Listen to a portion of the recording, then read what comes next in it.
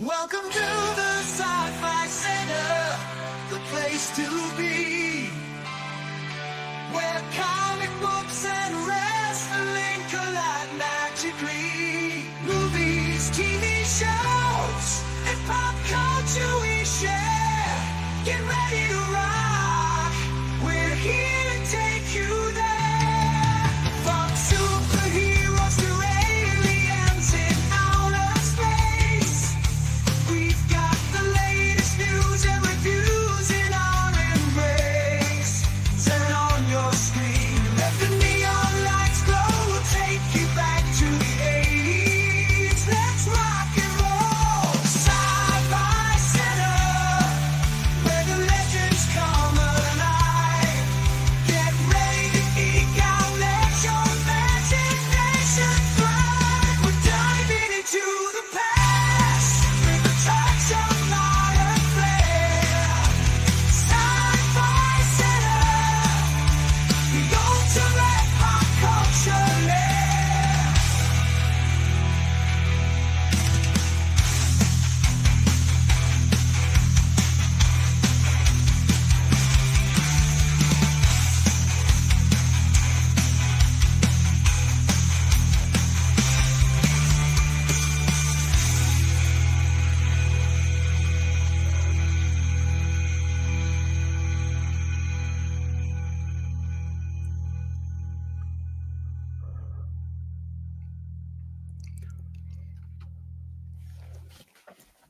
Welcome to Wednesday.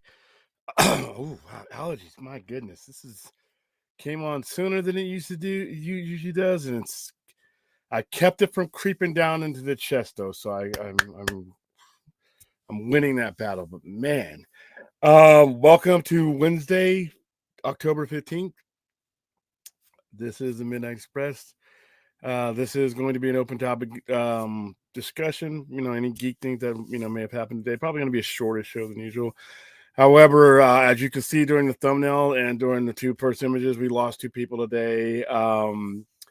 We lost Drew Struzan, who you may not have ever heard of in your life.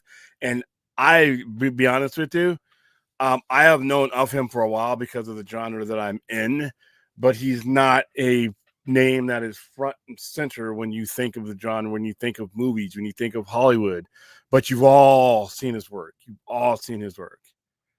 I don't think there's anybody in the chat currently or anybody that will see this show at whatever hour that they watch it that has not seen his work. There's just no way you haven't seen it. The guy was legendary from Star Wars, Blade Runner, The Thing, and not just science fiction, horror, fantasy movies. He was everywhere, and he was the go-to guy for movie posters for a while. Back to the Future. I mean, let's go ahead and bring up.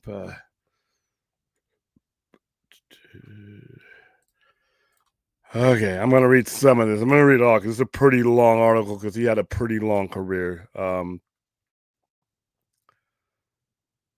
right, legendary movie poster artist Drew Struzan is, and I hope I'm pronouncing it right. I've always pronounced it that way. Is known for his for conveying a lot of emotion without words. So it's only fitting that he left. He was speechless by the end of an intimate. This is the tribute that he did. This is not the RIP one. Hold on. This is our thumbnail. I'm gonna go ahead and get rid of this one because I had one that covers his passing. That one's covering a tribute that we'll actually get to that later on this week because I'm going to revisit this because this guy was bigger than just what I can give you in one show. I mean, man, my nose is itching. Sorry, guys. All right, here we go. Here's the one I had up. StreamYard, you vex me.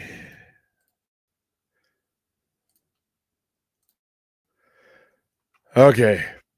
Drew Struzan, the artist and illustrator who created some of the most memorable and beloved movie posters ever. Hold on, am I broadcasting? Hold on. Get out of that. Continue out to Come on. Indiana Jones and the Last Crusade, Star Wars sequel, The Empire Strikes Back, and Back to the Future, to name a few. He had a lot.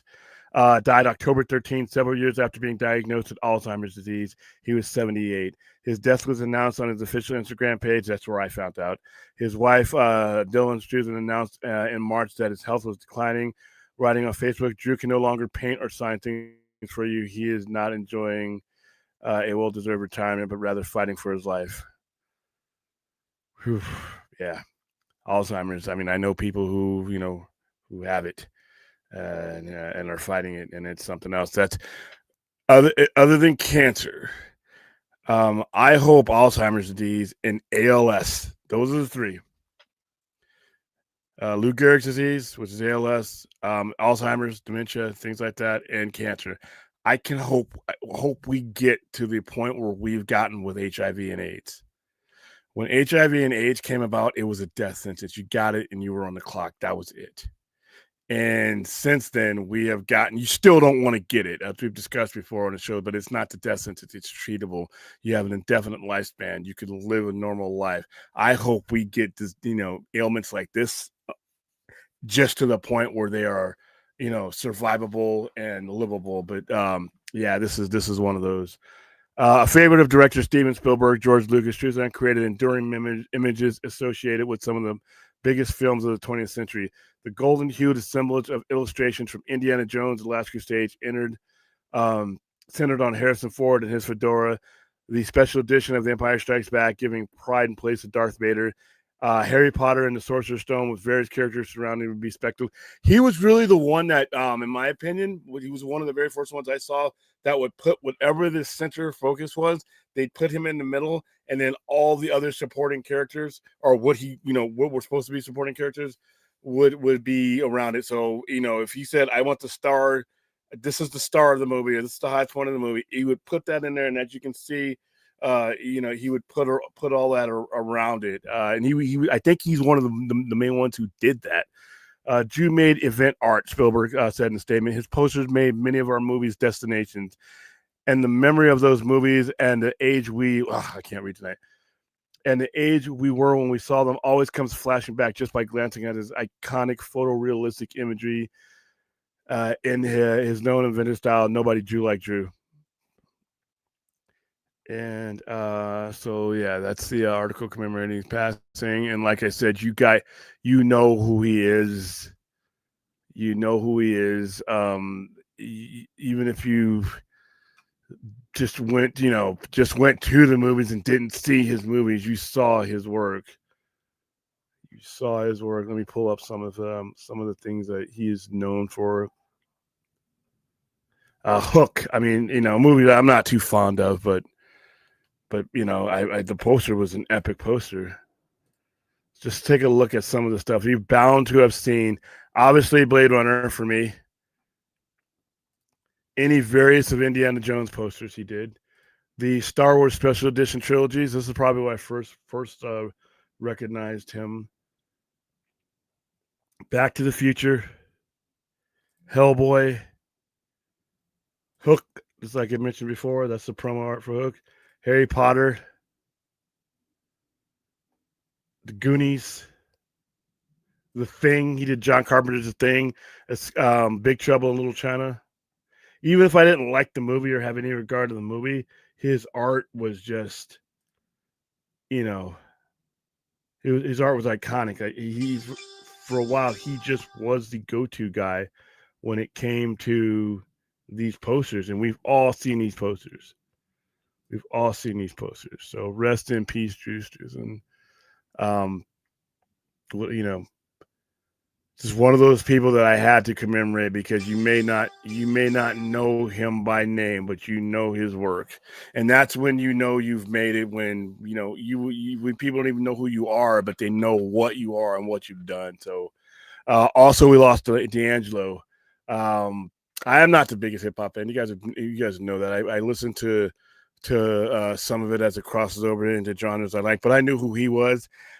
He passed away as well today, and he was only 51. He was born, me and him were the same age, and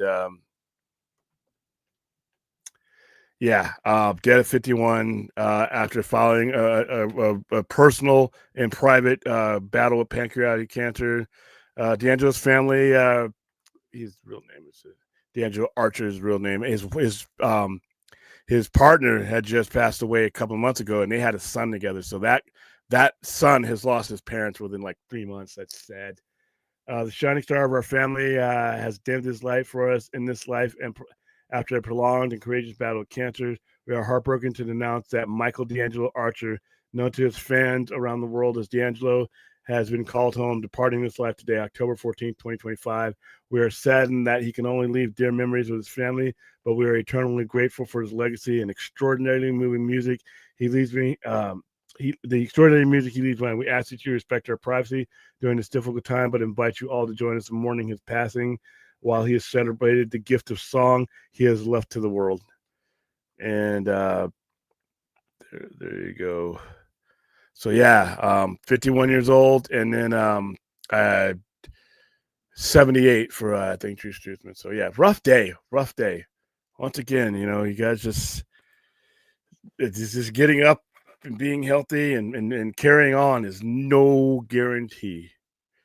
No guarantee, but we will cover Drew on the Saturday show as a recap because there's just, I mean, I could probably look around my store if I were there right now and I would see something that he had impact on, some kind of movie poster or some kind of artwork that you just took for granted. So rest in peace to both of those gentlemen. Let's go into this. Here's the duck. By the way, guys, the weekend is coming up. If you would like to sponsor or host your own watch party, the link is tied to the top of the chat. Just make your donation and let me know in the chat what it is you want to see. And if we can do it, then we'll go ahead and schedule it. If it's something we can't do, then for whatever reason, we will issue you an immediate refund. But this Saturday, I have 2 spots left, and this Friday, I have 2 spots left. So if you'd like to do it, that is tied to the chat. And there you go. I require shrubbery. Jeez, I wonder what kind of shrubbery you require. That's hilarious. How you doing, Ozzy? Ganja. Yep, I got him covered. Yep. Yeah, I need a nap too, just for my allergies to calm down. But who knows?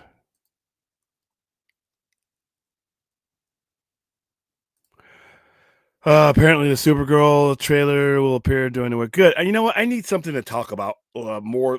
Something else to talk about when it comes to Warner Brothers and these movies, man. I'm tired of talking about the merger, and I'm tired of talking. Now it's going to be a hostile takeover, apparently, possibly. Oh my god, that's going to get ugly.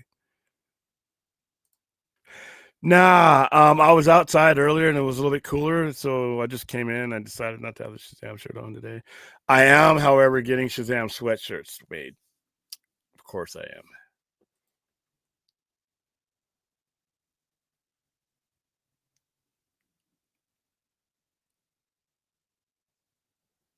Let's see.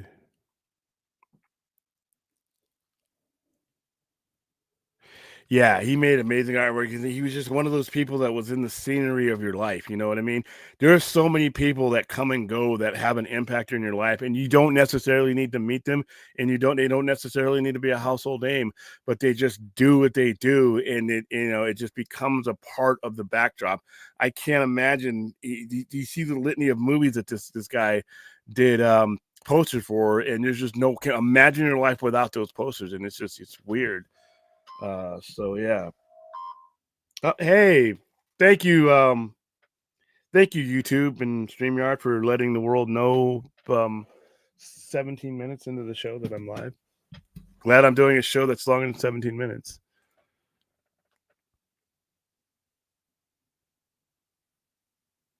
It's a what? Are you? Did you take the shrubbery already, Clint?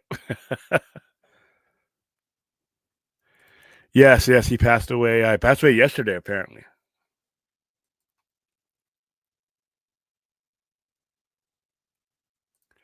We need Speed Brad to read. Oh, haha, very funny. I don't like reading as fast as he does because I feel like it's too fast. I don't hate Hook. I mean, it just wasn't for me. I don't hate it. It just wasn't. It just wasn't for me. And I like a lot of those actors in there. I mean, you got Dustin Hoffman, Robin Williams. I mean, you got a lot of. I think Julia Roberts is in there. I just didn't. I just like. I mean, I just wasn't for me. It just. I don't know. It just did never really connected with me. I don't hate it though.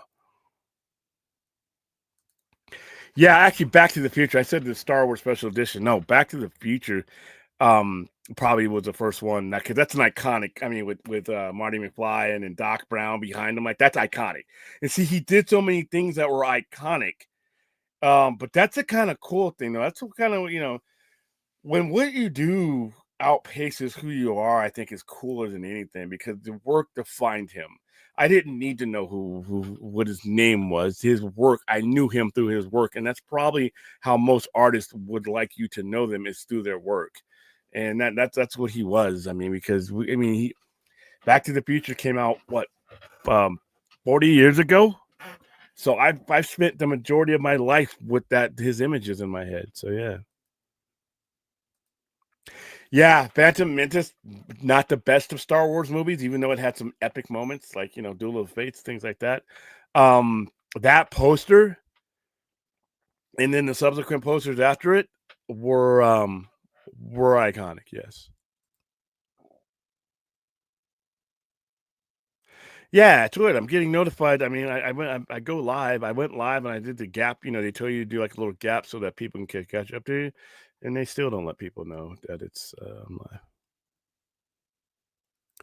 Yeah, yeah. I mean, two people who died. One died of Alzheimer's complications of Alzheimer's, and the other one died of pain. Man, I would love to still be on this planet when we get those two ailments to the point where you don't want to come down with them, but you can manage them, you can live with them. They are not an instant deteriorating death sentence that they are in almost every case. He made a lot of baby making music. A lot of Gen Zs were born. A lot of kids or were born like in midnight. This is because of Jodeci, Gen Z, but also because of also was born because of Usher. Yeah, the slow jams.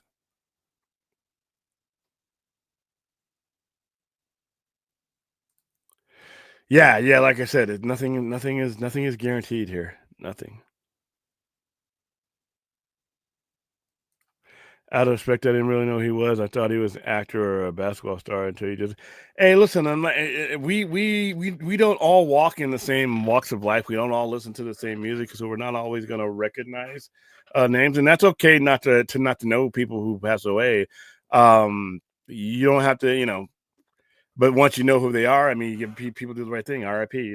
It's there are so many people out there that there could be a country music star that somebody who listens to rap is never going to know, but you know what, you still can mourn their past and give them a couple. I have a platform to where I can give them a couple minutes, so yeah, don't so yeah, if you don't know who some of these people, and you definitely, most of you do not know who Drew was. No, most of us that are in the genre, we just take him for granted that he was here, and we took his work that that was just there, and that's kind of I'd have to look. That's the only one I pulled up, but yeah, I'm hearing because they may not want to make that another offer, so they'll just start offering people to buy them out individually, which is what a hostile takeover is. That could get ugly.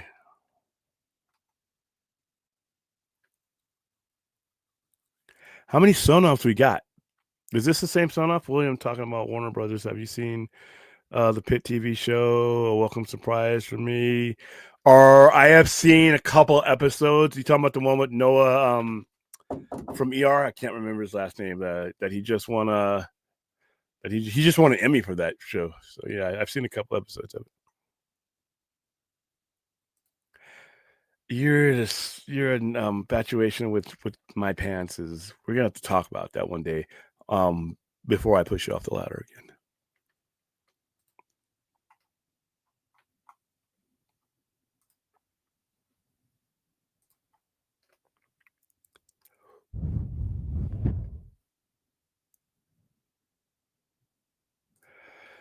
No, I did not, but I have seen it in other places. I think if you're talking about the possible hostile takeover, yeah.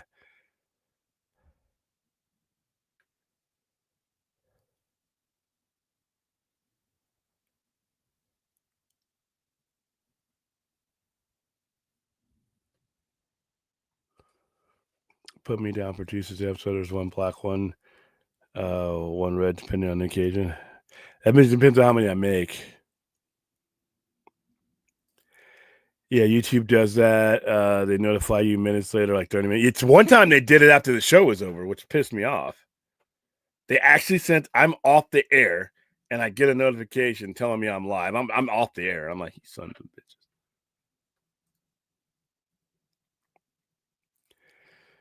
Larry Ellison got rejected. That was a $60 billion offer. There's no guarantee they're going to be sold. No, there is not a guarantee they're going to be sold beyond 15. I hope that they are not.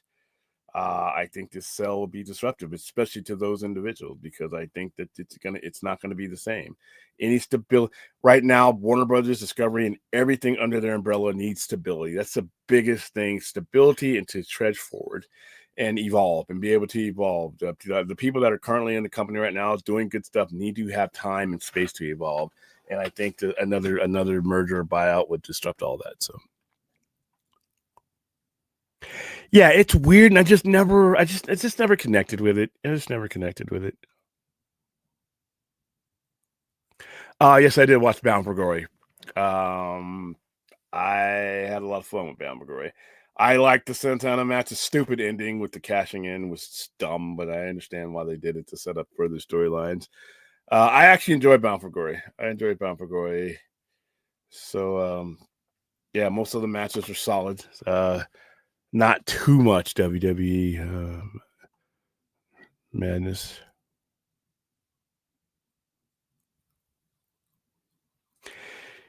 Yeah, ACL Max is like I said, it got off to a botched beginning, but now it's over the years, it's settled down into something that can actually work for them.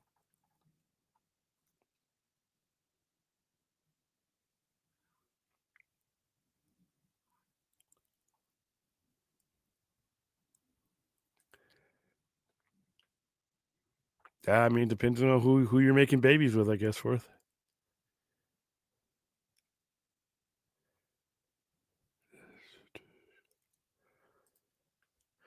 Well, yeah, what's the best movie in theaters right now? All the trailers don't look great. Best movies in theaters right now? Shit. I don't know. I haven't been to the movies in a while though, so it's I mean the long walk, but Long Walk was the last movie I saw. And I enjoyed that. So I don't know what's in there. Hold on, let's see what's even in here. I mean, I know that the chat will have a lot of recommendations, but some of those movies, I'll have to wait until I see. Um, let's see what we got here. Toxic Avengers is still in theaters. I have not seen Tron. I have not seen him, and I have no plans on seeing either of them.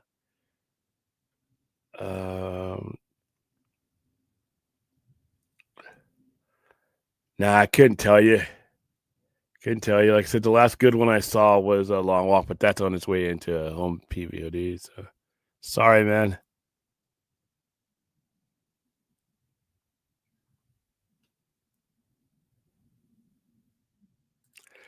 I don't quite know what that means.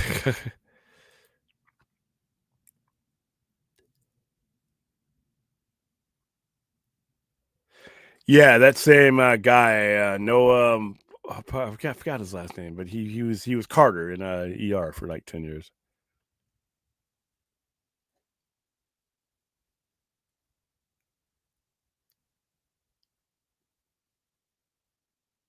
Yeah, I know who she is. I haven't seen her videos in a while.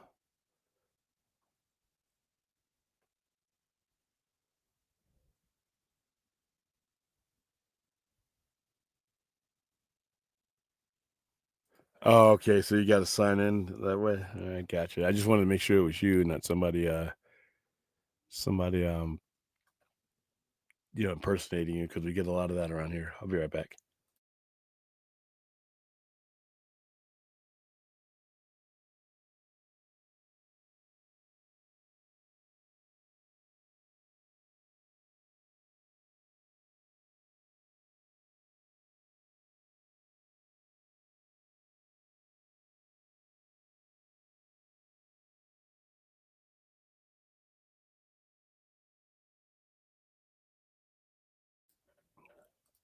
All right.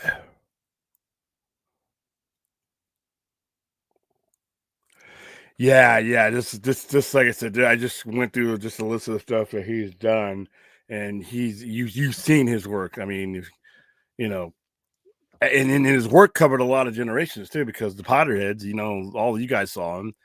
Um, he's like I said, we'll go in, like I said, in more detail.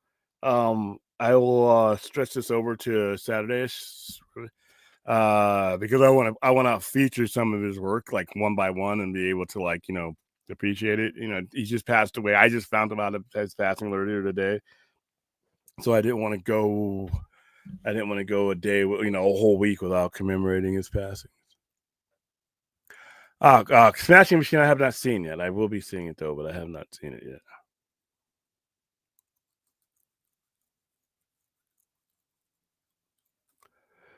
That crime. Are you talking about Task? Yeah, Task is pretty good.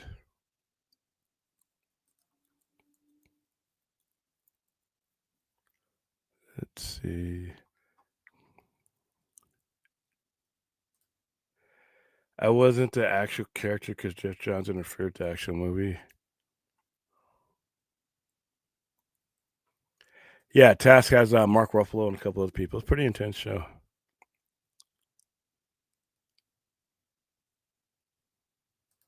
Antonio, you got a different name. Everybody's got different names today.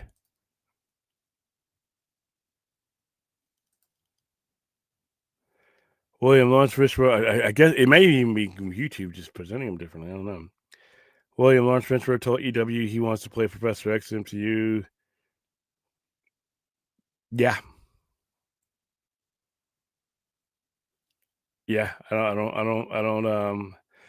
If they do it though, it depends on what kind of story. If they write a compelling story, because obviously someone who's just survived the Jewish Holocaust and World War II, which is what Magneto is, you wouldn't be able to write that story. So it's going to be controversial. But I think if the story is strong enough, I think people will buy into it. I'm sorry, we're talking about Professor X, but yeah, Professor X I think would be fine, but once again, you may have to change the story a little bit around. But if you're going to make a modern one that taking place in 2025, it's him being white is not essential to the story. With Magneto being Jewish and being from the Holocaust, that was different. If you're making a modernized version, then Magneto, where Magneto came from, his ethnicity played much into his motivations and his character. Charles Xavier is not one of those. His race never really affected. Well, if you're going to do it in a modern era, you might say that black people in the '60s weren't living as on in mansions with inheritance and things like that. But that might not even necessarily be true. So I think if the story is compelling, I think they would be fine with it. Mortal Kombat. Okay, congratulations for all of you who care about Mortal Kombat. I don't anymore. So,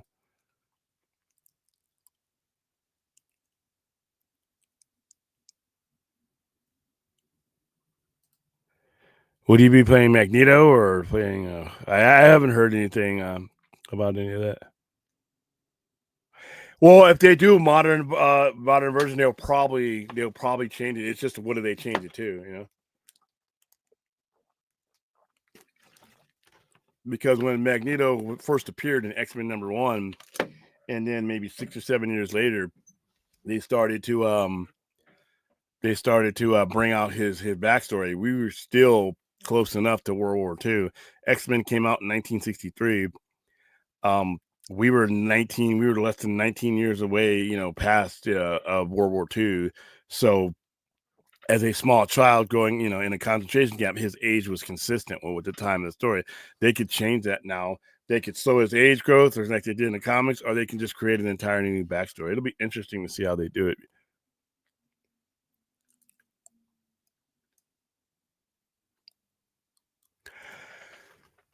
I not. I mean, not necessarily though. Depending on it's going to depend on what the writers do. If they don't want to tie with Magneto, it wasn't just him being Jewish. It was him being Jewish and him being in a concentration camp during what was going on.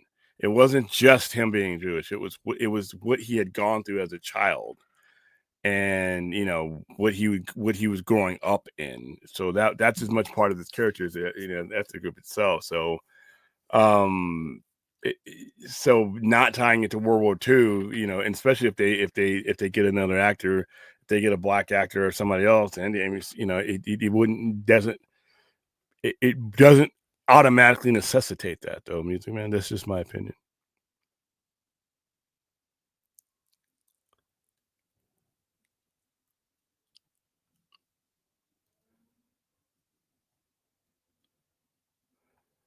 Let's see. Yeah, Ant-Man. How did Ant-Man become so prominent in the chat? Let's see.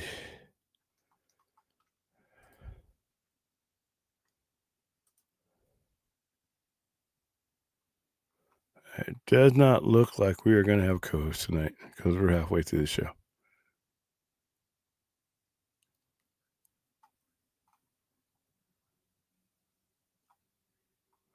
Okay, I'm seeing what you tagged me in, or you didn't tag. I'm seeing something you shared, Aaron. James Gunn's lanterns will be really important for setting up things in the DCU. I don't know if a lot of people are going to trust him now after Peacemaker.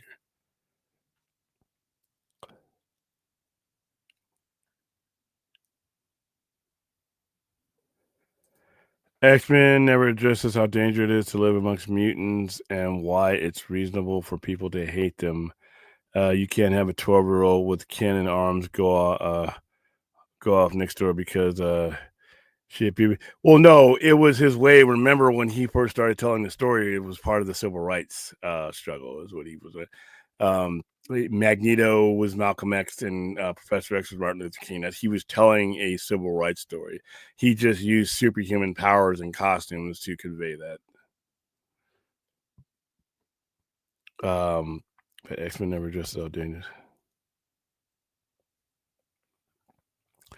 Not hate, but fear. Fear was always what they used. Hating mutants wasn't the primary thing. Fearing them, fearing, and some of the people, even Magneto said in one of his speeches, it wasn't just fear of living next to a mutant; it was fear of being the subspecies, being supplanted by mutants, replaced by mutants.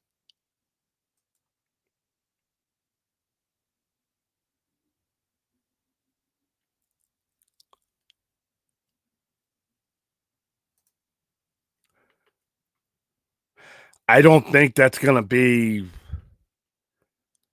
their. I don't think that's gonna be something that they would even consider. I don't even think that's something that's going to even come up. They're going to find an if they see an actor that fits the story that they're telling, that's going to be their first priority. I don't see because if this Magneto has a different backstory that's not tied to World War II, they might they can tie it to a different plight, but I don't see them. They're I don't see them being, that being in consideration. If you cast Lawrence Fishburne, if you cast Giancarlo Stanton, if you cast those people, then you're casting the best actor. And if you are not planning on attach that backstory to it, then no, I don't think that's going to be an issue.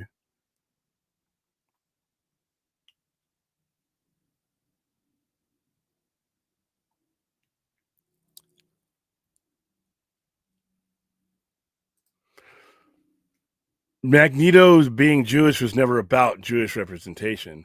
It was about him having his motivations for mutant kind mirrored what was happening to Jewish people at the time he was created as a character.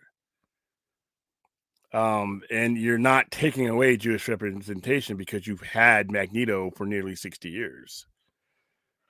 And there's other ways you can represent ethnic groups besides Magneto.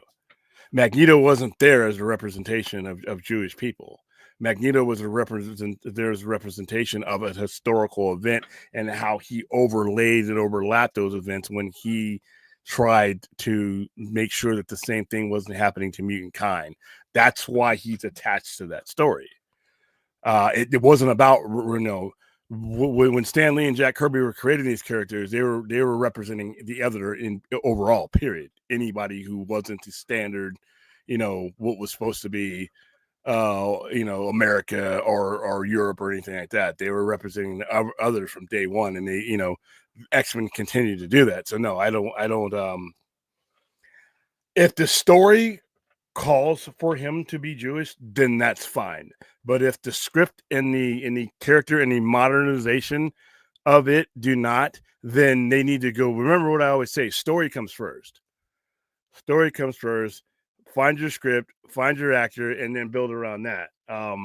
And now if you're going to tell a period piece about that, and we're going to start in 1963, maybe then, like when we did X-Men starts out, man, one of the very first things in X-Men is a concentration camp. But if the writers and directors decide that that they don't want to go 80, 85 years, back into the past because they want to connect with a contemporary plight, then they can do that. And that's what they should be considering first.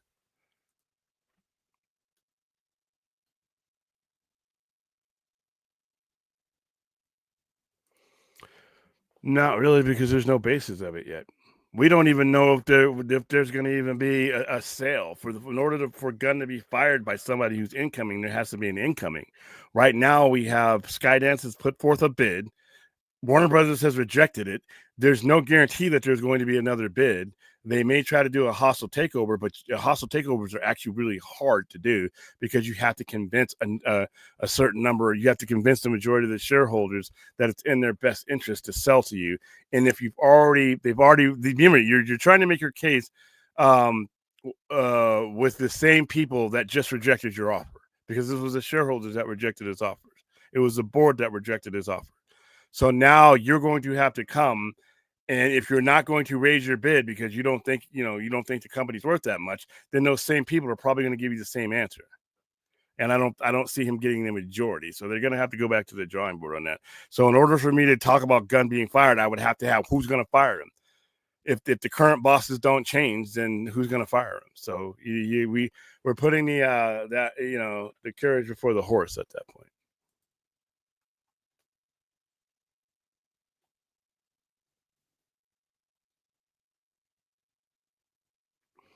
Now, like I said, if there is a merger or if there is a purchase, then it's very possible that he could be removed.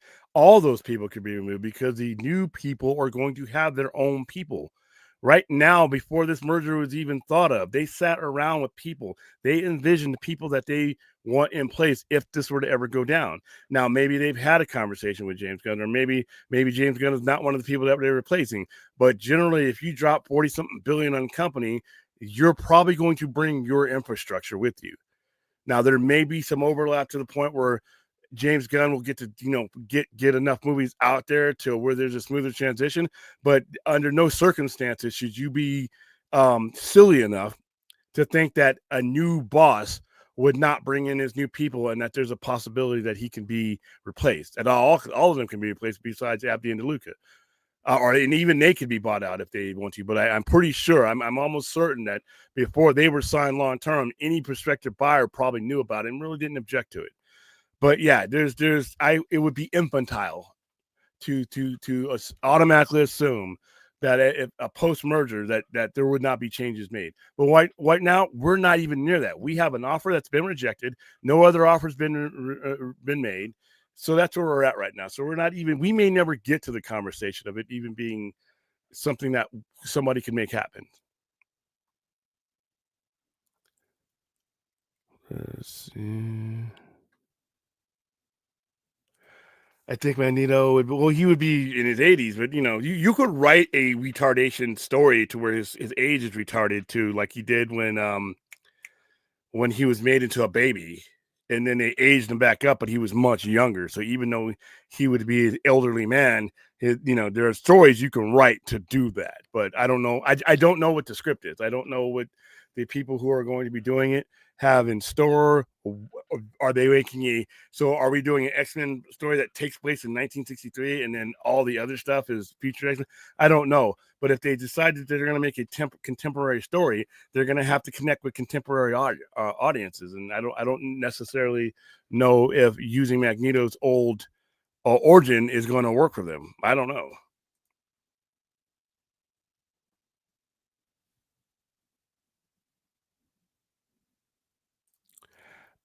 He goes to sleep and he takes naps and shit. I don't know.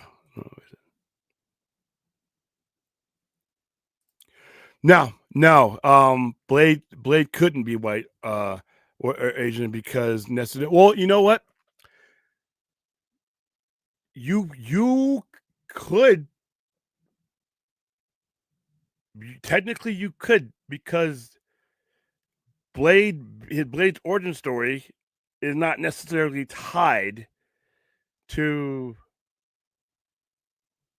his ethnic group. I don't know if they would want to do that.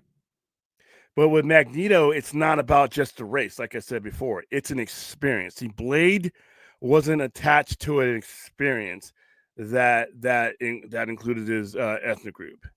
Magneto was. Eric Lershner was. And Blade being black has no bearing on how he hates, his plight against vampires. Magneto's does because of the oppression and the near extermination of his people. He sees that happening with mutant kind. That's a motivation. So it's not just a race, Aaron. It is a motivation. His ethnic group and who he was as a Jewish person in a Holocaust camp plays a big part of his motivation and majority of what his character is.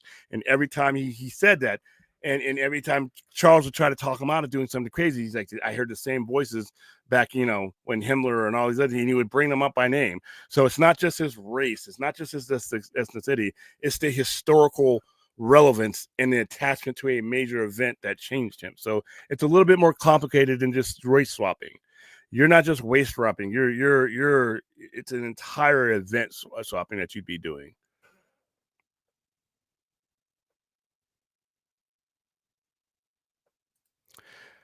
Yeah, those are different movies. These aren't those movies. So we don't know where they want to, how old Magneto will even be when these movies come. We know nothing about these movies. So he could be an old guy, he could be a young guy.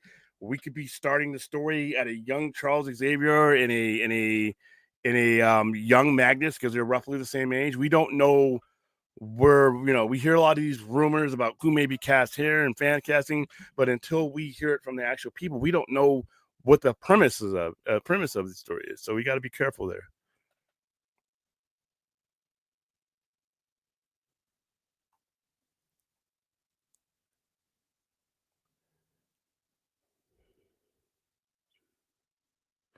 Yeah, hostile takeovers are hard. Like I said, you have to make the same case that they just rejected. So you're going to have to if I'm a stockholder who just voted down and rejected your offer, you have to change the offer for me. You'd have to make it more. And if you were going to do that, why didn't you just do that? Just make another offer to the board. I don't know. Yeah, I know, but you're not. Other people have been asking. It's a relevant question. The whole James Gunn thing is a relevant question, but right now it's just so far. We're so far away from that right now. I don't know if Skydance is going to make another bid. I don't know if their takeover is going to work. I don't know if they're ever going to purchase Warner Brothers. Now, once we start getting closer to that, and it starts becoming, becoming a thing, then we'll have to revisit it. But otherwise, we're just kind of chasing our tail.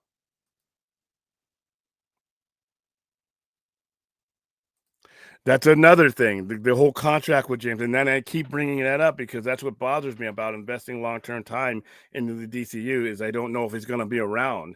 It could be fans say, well, they would never do that because fans are on YouTube. Fans are not in board offices. If somebody spends $40+ billion on a company and takes and absorbs another 25 to 30 billion in debt, they can do whatever the hell they want, and they generally do.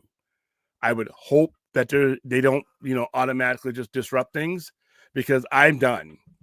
I just don't have the energy to do this again with it's not worth it to me anymore. If you start doing it, if you do another reboot or another whatever, I'm gonna sit this one out.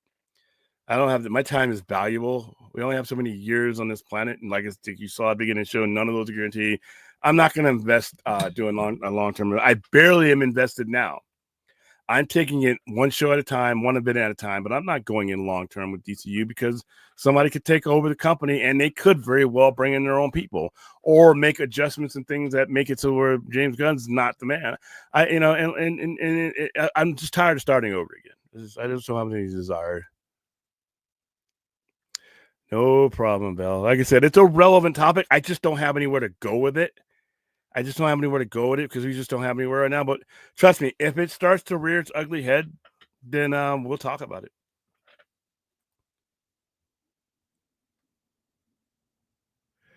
Well, the studio is growing, and we're getting there. What you guys have to remember, what we're going through now with James Gunn and DC is not a finished product. This is an evolution. This guy has never ran a studio before, and it's not easy. So he is going to need growing pains, and he's going to need room to grow, and that's fine as long as there's growth happening. I'm good with it. I don't know. I'm against race cropping. That's awful. Race swapping comic characters, but I've already the definitive retreat with Lone Gopher. I don't mind Petra. Well, here's the thing when it comes to race swapping. I'm going to give you an example. It's going to be on a case by case basis. Nick Fury, the modern day ultimate version of Nick Fury that they presented, it was not the Nick Fury of the 1940s. He was a modern era general associated with the modern era version of Shield. So his race was never a major part of his story that could have been swapped. Whereas the original Nick Fury from our 616 universe was, because there wouldn't have been you know black people wouldn't have been prominent in the military in the 40s. We were there, and we were in the first ones to be integrated after Truman signed the National Defense Act.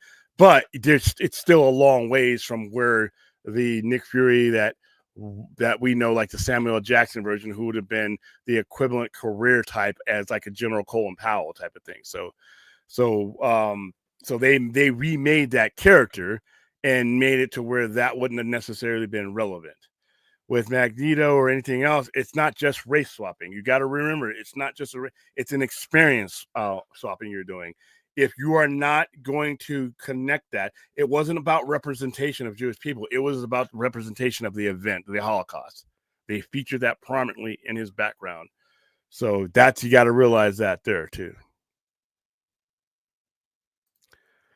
Protest William, he just made Superman. They can't get a future Superman, none of a bunch of newbies. They're not thinking of it that way. They're not thinking of it that. They're thinking they can. There's a lot of things. They're thinking that they can do pretty much anything they want. And when you drop 40+ billion in a kind of company, then you can do that. We can be angry about it on YouTube, but that we're not the movers and shakers. Aaron just saw a super high video. Michael DeLuca will be the next in charge of Gun Goes. I haven't seen that video, and like I said, a lot of the stuff I'm hearing about this is not based on things that I really want to come to the show with. I've heard the rumors and things like that, but nothing like when we start seeing it on Forbes and we start seeing it on CNBC, we start seeing it in Wall Street Journal, and we start seeing it in places that are like, okay, they can't put this out here. But I want to stay away from that because the sources that are bringing this about, and I'm not saying Super Hive is lying or anything like that, but all the sources that are being sourced are not necessarily the ones the money people, the Forbes, and not the trades, but the people who talk about mergers yet, because I think we're getting wound up about something that may never even happen and may not even be close to happening. And when you have mergers and talks of mergers, a lot of people put out a lot of things that are not necessarily false, but they're not wholly true as well. So we got to be careful there.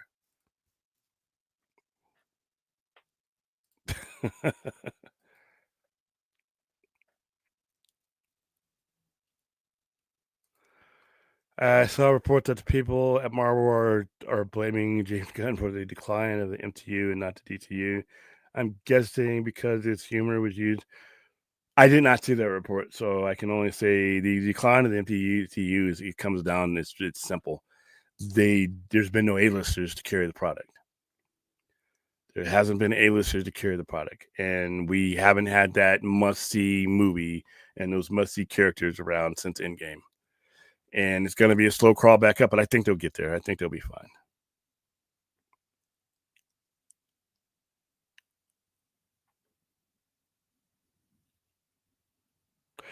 I mean, the hallmarks of Blade is that he's a half vampire that who hunts vampires. Those are the basic hallmarks of Blade.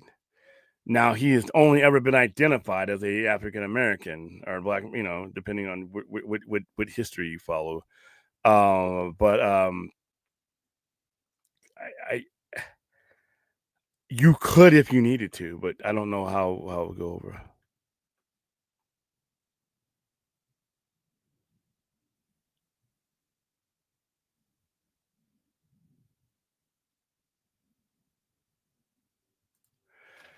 Magneto could always be a Jewish victim of Soviet gulags during the Cold War because Soviet Union put Jewish people in pogrom.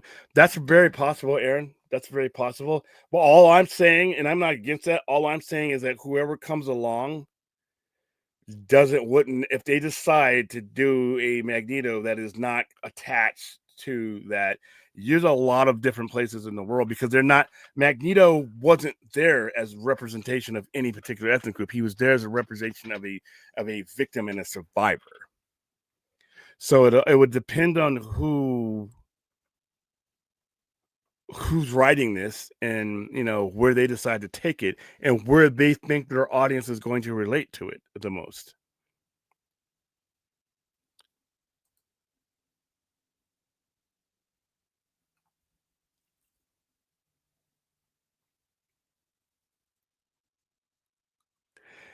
And like I said, they might just decide, you know what, Magneto just we've done something with his. I don't know, but I think if they're going to do a modern story, it's just like a lot of the people, stuff that happens during World War II in comics, and it gets referred to later on. They up it to the Iraq War now that they were part of. So there's okay, I'm gonna give you an example. Iron Man. Iron Man was blown up in the movie with Robert Downey Jr. He's blown up. He's in Afghanistan. In the comic books, back when he was created, he was in Vietnam. He was in Vietnam. He was a prisoner in Vietnam, and the person who he was held prisoner with helped him build the big giant suit that we know. Now, obviously, as your audience evolves and grows up, they grow more distant from those. They don't forget about the Vietnam War, and they don't forget about the Holocaust. They never will, even if they weren't alive. We all know. But is it now? Now you're writing a story in the modern age for an audience to entertain. So I don't know if there's a guarantee that they would keep it like that. Let's see.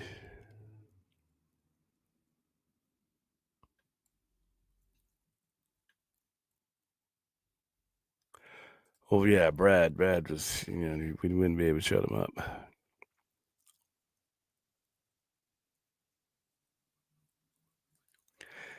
They could, they could. I like I said, I don't know who's gonna be. I don't know the script yet. Magneto's a big part of X-Men history, though, and he represents the yin and the yang, the conflict with mutant kind. So I think it's undoubtedly that he will be there in some reference.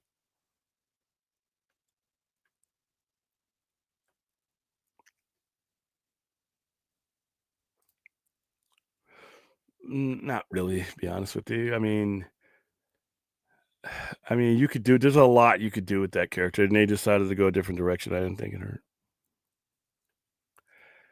William, I think Michael Carton Dunk made a great Kingpin, but I'm happy they still made him look like what the Kingpin. I thought that movie was horrible, but I thought he was decent enough in it. One of the problems yeah, we discussed this before when it comes to that. I mean, when you're talking about the Kingpin and how he came up and where he came from, And then you're talking about we're a black crime lord. Just look at American the one that Denzel Washington would. I think it would have been a much different, culturally different Kingpin if they had that been it's accurate. But hey,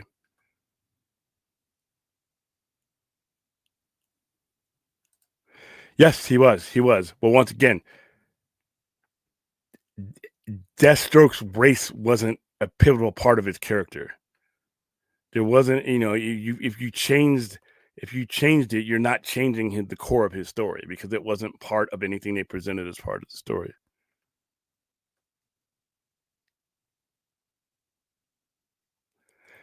Yeah, I saw it. I saw it. So did Forbes. Yeah, and I think that, but when you're talking, when we're talking about like gun being fired and things like that, we're jumping the cart. We're not. That's not. They didn't say anything about that, as far as I know. They just brought out the fact that the next options that Skydance might do would be a hostile takeover. No one cared because it wasn't either or wasn't a part of his core story. Now, when you're talking about, I'll give you an example where it is a part of the core story, where an ethnicity is going to be a part of the core story, depending on Black Panther, Miles Morales.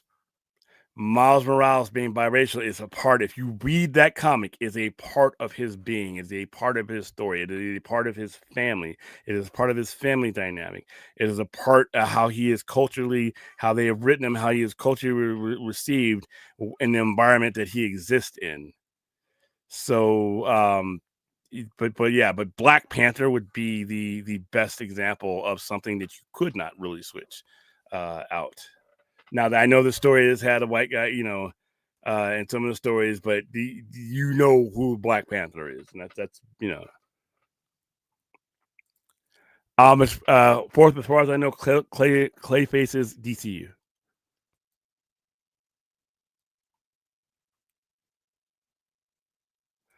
Yeah, yeah, he was played by Harvey Dent. Harvey Dent played by Billy D. Williams in '89 film. Never saw him again. Yep.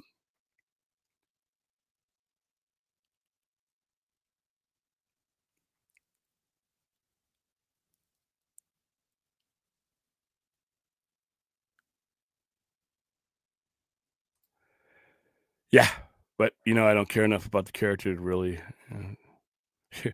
But yeah, Blade was played by Tom Hardy, who in that irritating voice.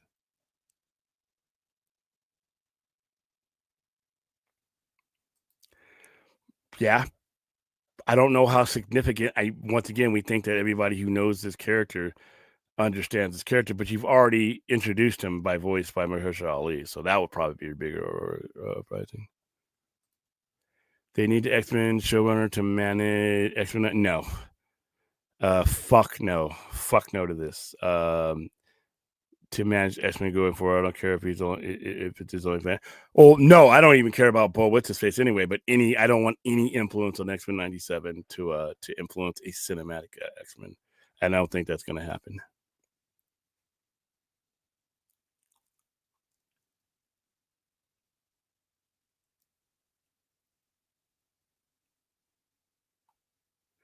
Yeah, people will give things a pass, Sarnoff, if they are not a critical value of their story. If the core character of the Penguin is very recognizable, then the people will give things a pass to a certain degree because you're changing things that are not a core part of the story to the point where it's like Perry White being white, in the comic books and in the '50s, but being black on two different iterations of Superman. Why? Because him being black wasn't a core part of his story that his story was based on. So there's a couple of different examples there.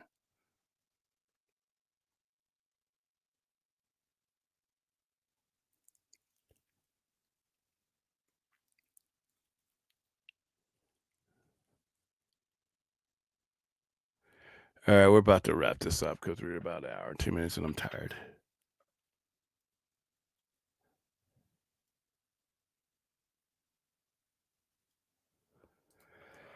The X-Men '97 is an improvement on the '90s cartoon because they realized they couldn't give you baby food anymore. They were catering to grown-ups now.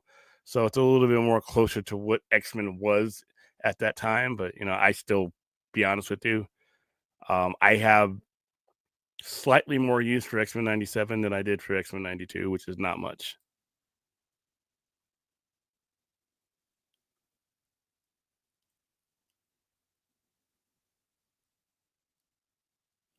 Yeah, you never know. They could use him. They could still use him. We don't know how the Secret Wars and how these worlds colliding and merging are going to play out. So yeah, you could still have that.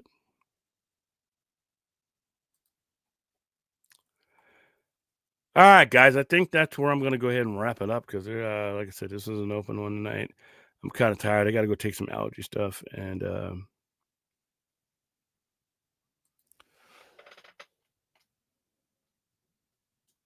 am I going to? Oh, welcome to Derry. Haven't decided yet. I need to decide because it's next week. It's wow. Well, wait, hold on. That's this week, isn't it? When does it Welcome to Derry premiere? I may not. Yeah, I don't know if I'm gonna. Oh, October 26th. October 26th.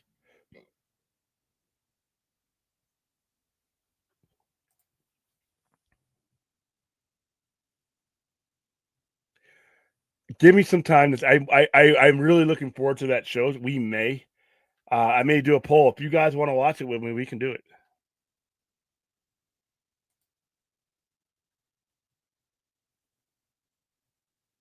Yeah, no, I think we might. All right, guys. You guys have a nice night. Hopefully you have an allergy-free Wednesday because I'm sure as hell not. And like I said, just take stock in the fact that you have your health, that you have your life, and all this stuff. Because when we have to open the show with two people passing that way, just reminds you. So for Brad, who did not show today, I've been your host, and I will see you tomorrow night. Hump day.